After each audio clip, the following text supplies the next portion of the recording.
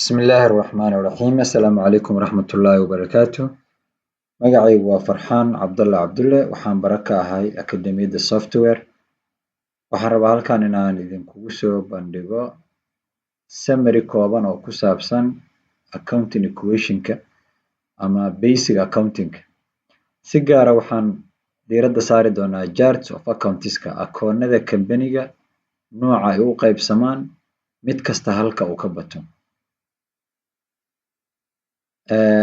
qaybta hore waxaan ku qaadanaynaa akoonnada iyo magacyadooda marka halka aad casharka kala socotaana waa Akademiyadda Software qaybteeda magaalada Muqdisho qaybta koowaad waxaan ku qaadanaynaa basic accounting equation-ka iyo qaybaha uu ka kooban yahay and its component asset waa hantida guud ee shirkadda waxay la mid tahay liability-ga deymaha shirkadda lagu leeyahay oo lagu daray owners equity-ga shirkadda waxa marka hore lagu maalgashtay ama ra'sul maalka shirkadda asset waxaa la yiraahdaa hantida shirkaddu ay leedahay cash ha noqoto ama ay cash noqonin oo cash noocan ahayn liability-na waa deymaha shirkadda lagu leeyahay ha noqdaan deyn sanad gudaheed looga rabo ama muddo dheer leh owners equity-gana waxaa la yiraahdaa ra'sul maalka shirkadda oo ay ku jirto faa'iidadii iyo khasaaradii halka iyadana ay ku jirto marka la kala faahiyo oo la kala saaro basic accounting equation-ka waxaa loo qaadaa asset hantida guud waa inay la ekaato liability deymaha iyo owners equity-ga oo afar u qaybsamaya owners capital-ka oo milkiiluhu shirkadda inta uu ku maalgashto marka koowaad iyo owners drawing-ka oo milkiiluhu wixii uu la baxo inta shirkaddu ay shaqaynayso revenue-ga oo ah dakhliga shirkadda soo galay markii la shaqeeyo kadib iyo expense oo qarashaadka shirkaddu ay gashay si dakhligan loo soo saaraa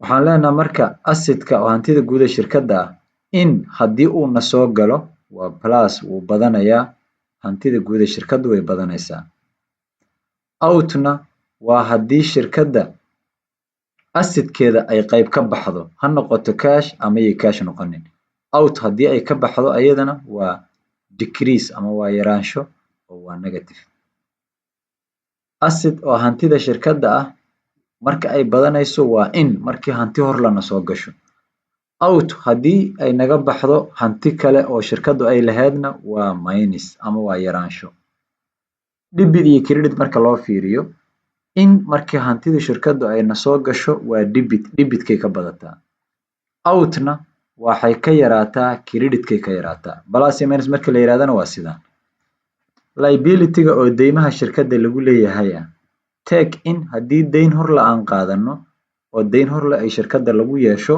waa plus take out deyn shirkadda lagu lahaa haddii iska bixisana waa minus haddii debit iyo credit aan ku fiirino take in deyn horla markii aan qaadano credit-kay ka badataa credit-ka ama dhanka midigta take out-na markii deyntii aan iska bixino debitka ayay ka yaraataa oo liability-gu credit-kana wuu ka bataa debitkana wuu ka yaraadaa debit iyo credit-na si kooban debit waxaa la yiraahdaa dhanka bidixda credit-na waxaa la yiraahdaa dhanka midigta haddii si kale loo yiraahdo haddana waa plus iyo minus debit iyo credit ayaan u fiirinay owners equity-ga ama owners capital-ka isagana afaraa loo qaybiyaa laba plus ah horaan usoo sheegno labada plus-ka waxay ahaayeen owners capital-ka iyo revenue-ga labada minus-ka ahna waa owners drawing-ka iyo expenses-ka ama qarashaadka owners equity-ga labada plus-ka ah oo badisa oo hantida guud badisa waa investment-iga ama shirkadda wixii lagu maalgashto iyo revenue-ga dakhliga ay shirkaddu hesho labadaasi way badiyaan waa plus si kale haddaan u nidhaahno dhanka credit-ka ayay ka badataa owners equity-gu oo badashaa owners equity-gu wuxuu ka yaraadaa drawing-ka oo ah milkiiluhu haddii uu lacag la baxo waa minus ama hantidiisa qayb ka mid ah hadduu la baxo expenses-na waa qarashaadka shirkaddu ay gashay iyadana waa minus oo waa yaraansho marka asset hantida guud waxay badataa markay na soo gasho waxayna yaraataa out markay naga baxdo liability-gu wuxuu bataa markii take in uu na soo galo deyn horle aan na soo gasho oo deyna lagu yeesho oo deyntina lagu yeedo ay badato take outna deyntii nagu lahaa haddii shirkadda lagu lahaa ay iska bixiso ayadana waa minus. Owner's equity-ga labada balaaska ah mar walba waa investment-iga ama badashada keentaahay waa investment-iga iyo revenue-ga. Labada yaraanshaha keenta oo minuska ahna waa drawing-ka iyo expenses. Qaybta hadda intaas uga gudubno, halkan waa asset accounts, akoonnada asset-ka ah. Halkan hadda hore u laabano, asset-kan oo badanaa yaraanayay akoonnadiisa waa intaan. Akoonnadan meel ku qor, buug ku qoro note ah, mid kasta iyo macnihiisa Soomaaliga qor, waa lagaa rabaa. Asset accounts, akoonnada asset-ka ah qor kadibna xifdi mid kasta iyo macnihiisa. Waxaa ka mid ah cash, akoonnada cash-ka shirkaddu ay leedahay, iyo bangi, akoonnada bangiga ay shirkaddu ku leedahay. Labadaasiba waa asset, waa cash-ka shirkaddu ay leedahay iyo bangiga, akoonnada cash-ka ee bangiga u yaala. Supplies, qalabka yaryarka ee shirkaddu ay isticmaalayso waaye. Qadda iyo qalimeenta iyo warqadaha iyo waaye. Waa waxyaabaha yaryarka ee shirkaddu ay isticmaalayso, supplies aa la yidhaahdaa. Looguma talagelin in lasii iibiyo. Equipment waa qalabka waaweyn ee shirkaddu ay isticmaalayso. Qalabka waaweyn ee shirkadda isticmaalayso oo aan loogu talagelin in lasii iibiyo, sida baabuurta, gawaarida, mashiinada, kombiyuutarada wixii lamid ah. Account receivable waa deymaha shirkadda ka maqan oo macaamiisha lagu leeyahay. Deymaha shirkadda ka maqan waaye. Kuwa ayada lagu leeyahay liability ay galayaan. Laakiin account receivable waa deymaha shirkadda iyada ka maqan oo macaamiisha lagu leeyahay. Inventory-ga waa alaabta shirkaddu ay ka ganacsanayso, badeecada shirkaddu ay ka ganacsanayso. Hadday tahay electronic, hadday tahay cunto, haddii ay tahay dhar, haddii ay tahay kabo, haddii ay tahay mashiino, anytime waxa shirkaddu ay ka ganacsanaysaa waxaa la yidhaahdaa inventory ama badeecada shirkadda ay ku ganacsanayso. Prepaid insurance waa caymiska hormariska ah. Caymiska hormariska akoonkaa la yidhaahdaa asset-keena waaye, asset-ku ka mid yahay. Prepaid rent, kirada la hormariyey, ayadana asset-keenay ka mid tahay. Prepaid rent waa kirada la hormariyey. Stock interim received waxaa la yidhaahdaa alaabta aan la tirin ee noo timid. Badeecada noo timid oon la tirin, haddii la tiriyo waxay ku biiri doontaa inventory-ga. Marka stock interim received waa alaabta noo timid ee aan weli biilkeeda la dalicin oo aan la tirin. Markii la tiriyana inventory-ga ku biiri doontaa. Waa akoonku meel gaar ah, waxaa leh programka Odoo-ga leh, laakiin software-rada kale badanaa ma laha. Stock interim delivery waa badeecada inaga baxday ee aan weli la tirin oo aan invoice-keedii la dalicin. Iyadana markii la tiriyo invoice-ka la dalaco waxay ka go'i doontaa inventory-ga ka jarmi doontaa. Iyadana akoonkan Odoo-ga si gaara u leh, laakiin ma lahan akoonnada kale ee software-rada kale QuickBook-ga iyo wixii lamid ah. Investment waa maalgelinta shirkaddu ay samayso oo ay ku samayso dhul ama meel kale ama shirkad kale ama ay ku samayso meel un ka baxsan shirkadda. Investment-iga ay shirkaddu samaysaa la yidhaahdaa. Hantideeday ka mid tahay, faa'iidadeedana hadhowti waa la qaybsanayaa. Liquidity transfer waa akoonka kala wareejinta kaashashka, bangi to cash, cash to bank. Akoonkan waxaa la yidhaahdaa akoonka lagu kala wareejiyo kaashashka, sida kaashka on hand-ga oo loo wareejinayo bangiga kaashka. Akoonkaas si gaar ah isagana Odoo-ga ayaa leh. Fixed asset waa hantida maguurtada ah, sida dhulalka, dhismayaasha, mashiinada, baabuurta. Fixed asset aa la yidhaahdaa hantida maguurtada ah ee shirkaddu ay leedahay oo aan lasii iibinaynin. Accumulated depreciation, labadan komada waa qalad. Accumulated depreciation hal akoon waaye. Waxaa la yidhaahdaa qiimo dhaca ku dhaca hantida maguurtada ah. Hantida maguurtada maxay noqonaysaa? Waa fixed asset. Wixii hanti maguurta ee shirkaddu ay isticmaalayso qiimo dhacay leedahay, sida equipment-iga, supplies-ka, land-igu isagu ma lahan, building-ka iyo wixii lamid ah. Land-iguna waa dhulka shirkaddu ay leedahay, iyadana asset-kay ka mid tahay. Building-ka waa dhismayaasha shirkaddu ay leedahay, iyaguna asset-keeday ka mid tahay, hantida shirkadday ka mid tahay. Copyright-ka waa sumcadda shirkaddu ay leedahay ama copyright-keeda. waxyaabaha ay copyright-ka u leedahay sida gaarka ah. Patentiga waa shatiga shirkadda ay ku ganacsanaydo iyadana hanti milkiyadeedu ka mid yahay. Intaas waa akoonnada asset-ka ah ee hantida shirkadda ah. Marka akoonnadaas ay bataan waa plus waa hanti hor lahoo soo gashay. Intaanu akoon markay yaraadaanna waa minus waa hantidii shirkadda oo yaraatay. Si kale haddaan u niraahno debit iyo credit aan ku fiirinaynaa. Intaan oo akoon oo asset ah debitkay ka bataan, creditkana waa ka yaraadaan. Cashku debit haddii la geeyo wuu badan, credit haddii la geeyona wuu yaraan. Supplieska debitku ka bataa, creditkana wuu ka yaraadaa. Equipmentiga si lamid ah. Dhammaan akoonnadan oo dhan debitkay ka bataan oo asset-ka ah, creditkana way ka yaraadaan. Akoonnadaas oo xifdi marka waxaan u gudbaynaa liability accounts, akoonnada deynta shirkadda lagu leeyahay. Iyagana waad qoraysaa kadibna waad xifdinaysaa. Waxaa ka mid ah accounts payable, deyn hal sano gudaheed shirkadda looga rabo. Account payable waxaa la yidhahdaa waa deyn shirkadda lagu leeyahay oo hal sano gudaheed looga rabo. Note payable-na waa deyn hal sano in ka badan shirkadda looga rabo oo ribo leh. Waxaa la yidhahdaa deyn interest leh. Deyn interest leh note payable waana deyn shirkadda lagu leeyahay. Salary and wage payable waa mushaarkii iyo gunnadii oo deyn ah. Ayaguna waa liability. Unearned revenue waa dakhli aadan weli shaqaysan. Akoonkaas muhiim waaye. Haddii lacag shirkadda loo hormariyo oo aan weli shaqadiina la qabanin ama adeeg ha noqoto ama iibka aan weli uusan dhicinin, lacagtan loo hormariyo waxaa la yidhahdaa unearned revenue. Dakhli aadan weli shaqaysan waana akoon deyn ah, revenue maaha, waa akoon liability ah.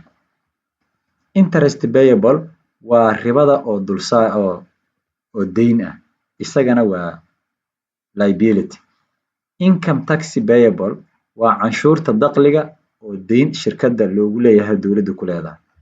Zakat payable waa sakada oo deyn ah. Haddii sakada waqtigeeda la gaaro, shirkaddu waa inay sidii wixeedu xalaal ugu noqdaan in la aqoonsado sakadii oo laga saaro shirkadda oo deyn lagu leeyahay laga dhigo ama la bixiyo la sadaqeeyo. Marka zakat payable la yidhahdo haddii ay sii jirto oon weli la sadaqayn.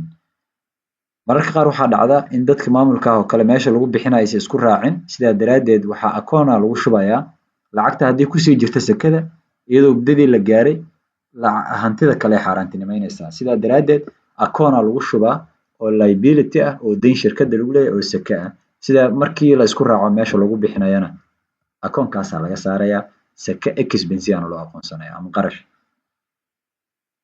Amaanad payable waa deyn ammaano ah, waxna loo dhiibtay oo ammaano inagu ah akoonka ay galaan waana deyn.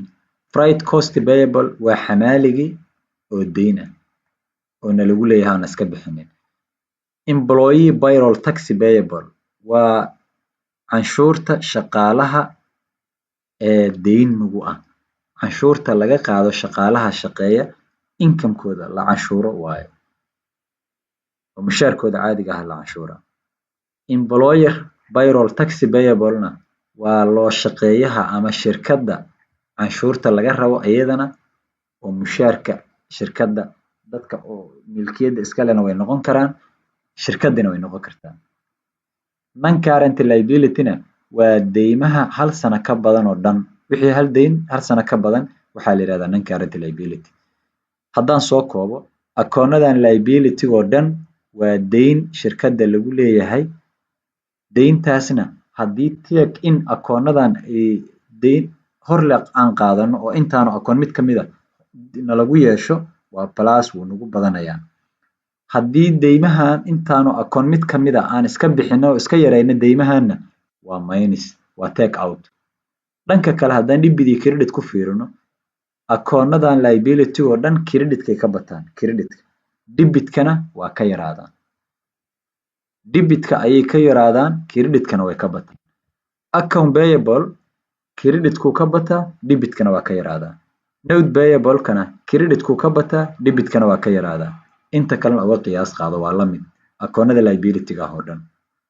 Marka akoonada ayagana memorise garay waa inaad taqaano hadhow tare balance-ga akoon walba macnayn karto.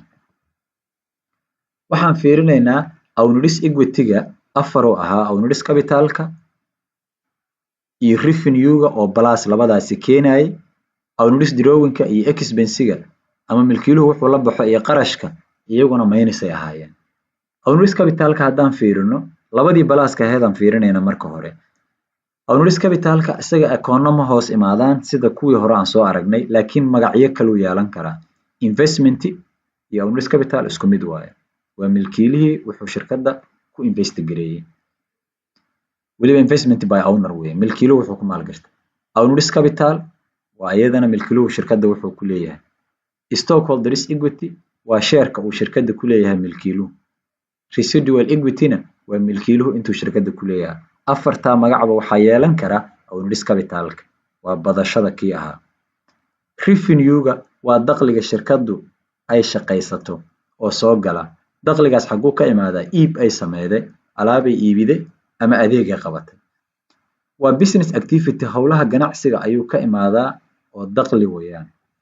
Akoonnada revenue-ga ama dakhliga lagu aqoonsado waxaa ka mid ah sales revenue, dakhli ku imaada iib, alaabaan iibinay dakhliga ka imaada sales revenue. Marka programka Odoo-ga la joogo sales revenue waxaa u dhigma product to sell, product to sell wuxuu la mid yahay sales revenue. Service revenue waa adeeg dakhli ku imaaday, adeegan qabanay dakhli ku imaaday. Fees revenue-na waa dakhli ku imaaday fee. Commission revenue-na waa dakhli ku imaaday commission ama dulsaar talacaad. Interest revenue-na waa dakhli ku imaada ribo. Haddii aan ribo u dakhli ah uu shirkadda soo galo waaba xaaraame, iyadana waa interest revenue. Dividends waa faa'iidada shirkaddu ay qaybsato. Dadka iskale ay qaybsadaan dividends la yiraahdaa isagana. Waa faa'iido akoonkaas noociisu wuxuu noqonayaa waa revenue ama dakhli. Royalties waxaa weeye sumcadda shirkaddu ay leedahay. Iyadana sumcadda shirkadda dakhli ku soo gala royalty fee ayaa leeyahay. Royalty revenue dakhli ku soo galay sumcad shirkadda ku imaaday. Rent revenue-na waa kiro dakhli ku imaaday. Shirkadda haddii guryo leedahay ay kirayso dakhli ku imaada.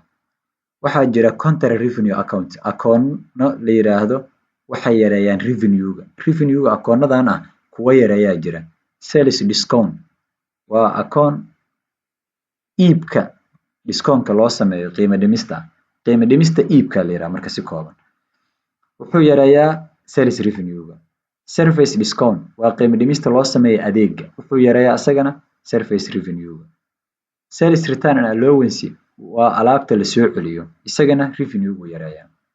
Intaanoo akoon oo uu ku jiro owner-is capital-ka dhammaantood waxay ka bataan dhanka credit-ka waxayna ka yaraadaan dhanka debit-ka. Owner-is capital-ku debit-ku ka yaraadaa, credit-kana waa ka bataa. Revenue-guna credit-ku ka bataa, debit-kuna waa ka yaraadaa. Marka akoon haddaa aragti sales revenue ama service revenue dhanka credit-ka yaala waa badasho, dhanka debit-ka midka yaalana waa yaraansho. Minus iyo plus haddaan u fiirino markii dakhli hor la uuna soo galo waa plus. Haddii uu dakhligu yaraado sida discount-kaana waa minus.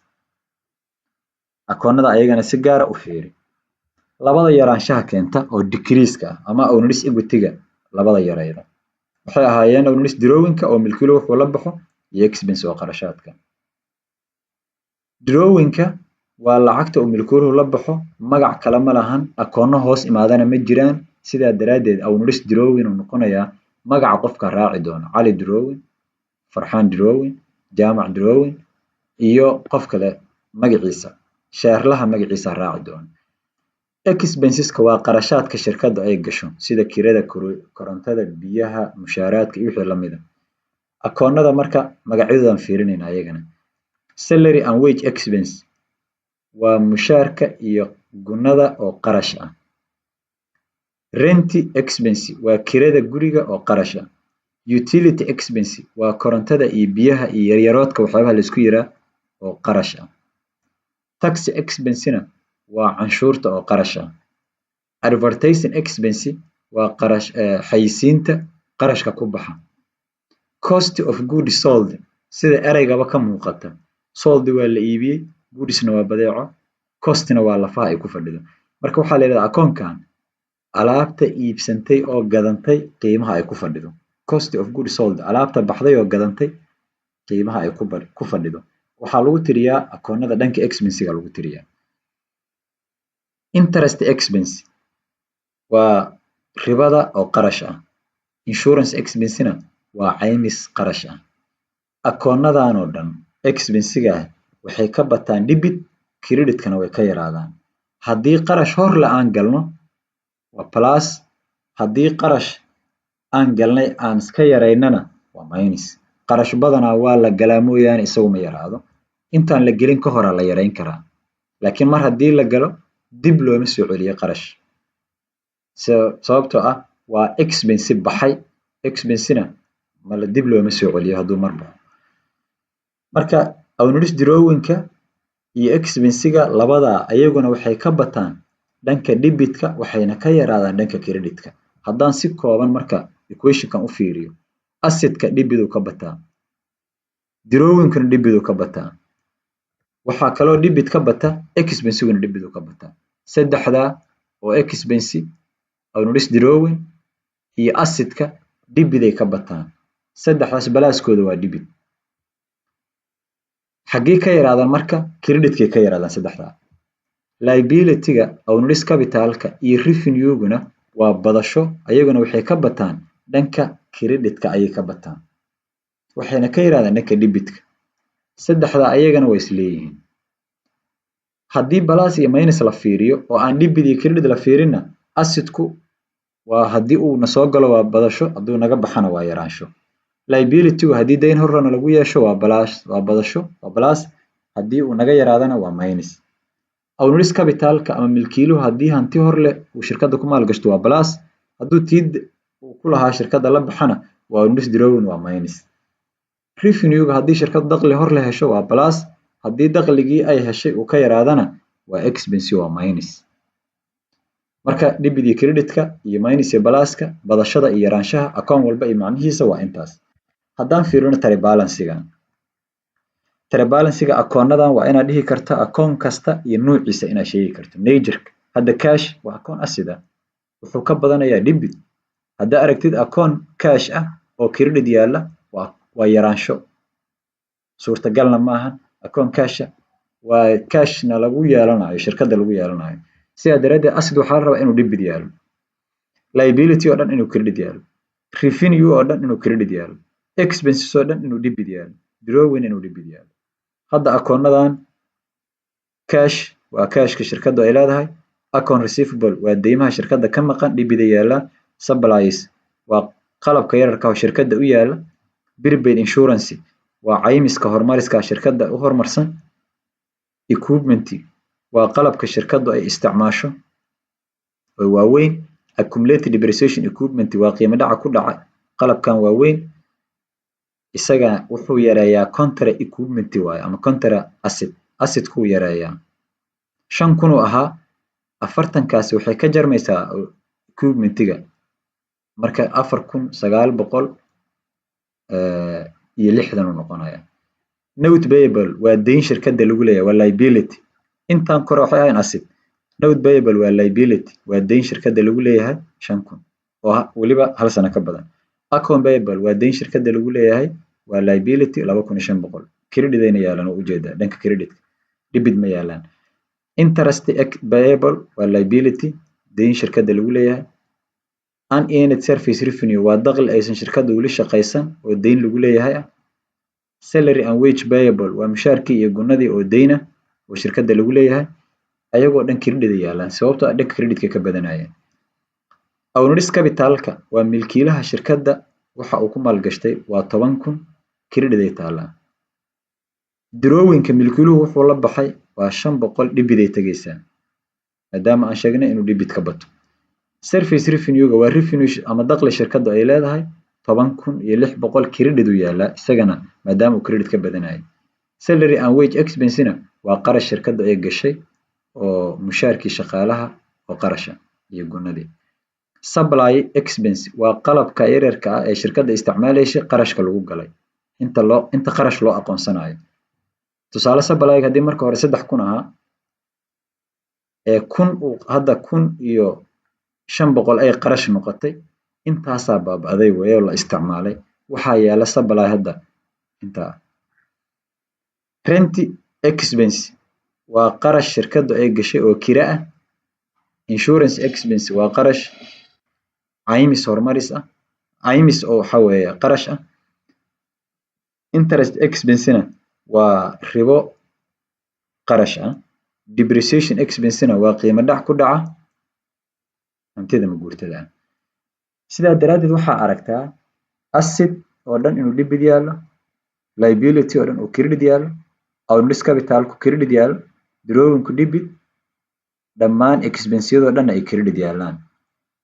Hadhow inaad macnayn karto account kasta iyo dhanka uu yaalo, hadhow badasho markii la sheego ama yaraansho la sheego inaad fahmi karto.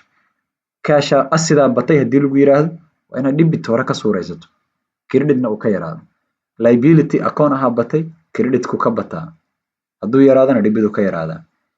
Owners equity credit uu ka bataa, debitna waa ka yaraadaa. Drawing-ka isagana debit uu ka bataa, creditna waa ka yaraadaa. Revenue-na debit uu ka bataa, creditna waa ka yaraadaa. Intaas ayaan kusoo koobaynaa. Qof walba waa inuu yaqaano account walba nuuca uu yahay, dhinaca uu ka bato iyo macnihiisa waa inuu yaqaano. Intaasaan kusoo koobaynaa. Aad baa u mahadsantihiin.